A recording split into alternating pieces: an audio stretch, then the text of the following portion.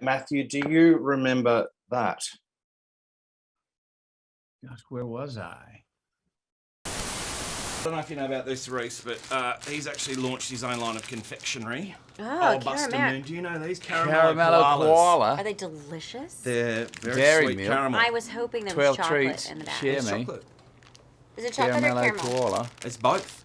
It's caramel within the chocolate. Well, he's hanging out in a It's secret like a treehouse, Rolo, swinging honey. from the treetops, whistling his favorite tune. Caramello's always up for big laughs and fun. They're going to crack them. The caramello koala being eaten here by the Oscar winners. Now, I was going to say that Hugh Jackman gave them to me to give to you, but that Great, was that makes the story even better. Great. So he's where he was born, eh? They're pretty good, huh? Oh, where are we? I know I hadn't shaved in a while. What do we got going there? A little bag of caramello koalas that I gave you for the first film, 2016. Okay, that was at a junket. It sure was. Here we are.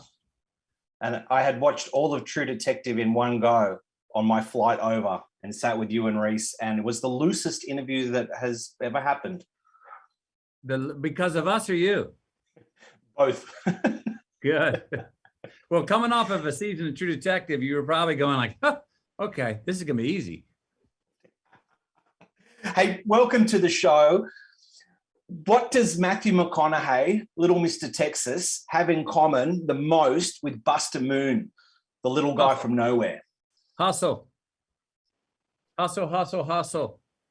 Hustle. You know, yeah, you can dreaming the big dream is right on the money, but without the hustle behind it, it's just sort of like an inspiration without a landing. So hustle. Taking risks and saying, I'm going to go for that. And hell, I might not get it. Let's find out that, it might not happen, but let's try again. What's the worst that can happen? You know what I mean? Taking risk and hustle. One of the big themes in the film is the difference between self-doubt and self-belief. For some people, it's a yawning chasm. For other people, it's just a crack. What's been the biggest source of your own self-belief? My faith that it's not over when we leave this life. When I believe that, when I understand that, I'm really not afraid of dying. A lot of belief can come. You do a lot of living when you're not really afraid of dying. Not looking to leave early, not looking to be foolish with my choices or misspend the currency I've built in my life or be foolish with family and things I've built. But at the same time going, hey man, we're here for a blip. If we're lucky, 100 years, that's just in the hands of time. What can we do while we're here? Let's give it a shot. What's the worst that can happen? Well, you've already left a big legacy. You've also released, obviously, Green Lights, which is beside my bed. That's been quite startling, some of the revelations in that. Was that a really big step to put down so much of your life out into the public spectre, the public sphere? Well, I'd say it was more, the biggest step was actually engaging with looking at it and putting it down for myself.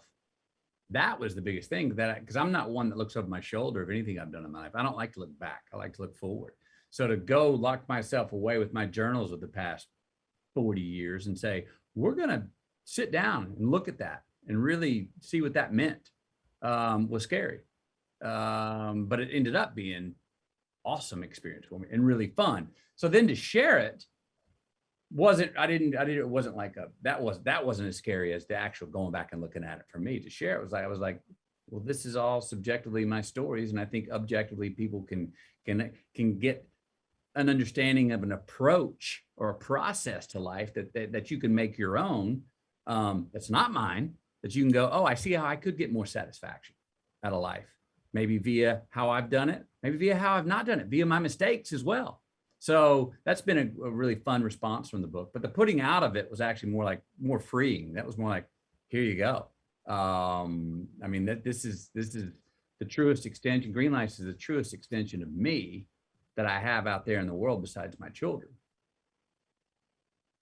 I feel like Buster is a kind of extension of you. We have to wrap it up, but I have to know, this has bugged me since the first film. Do they do anything to your voice? Is it pitch shifted? How do you arrive at the voice of Buster Moon? No, that's me. I mean, that's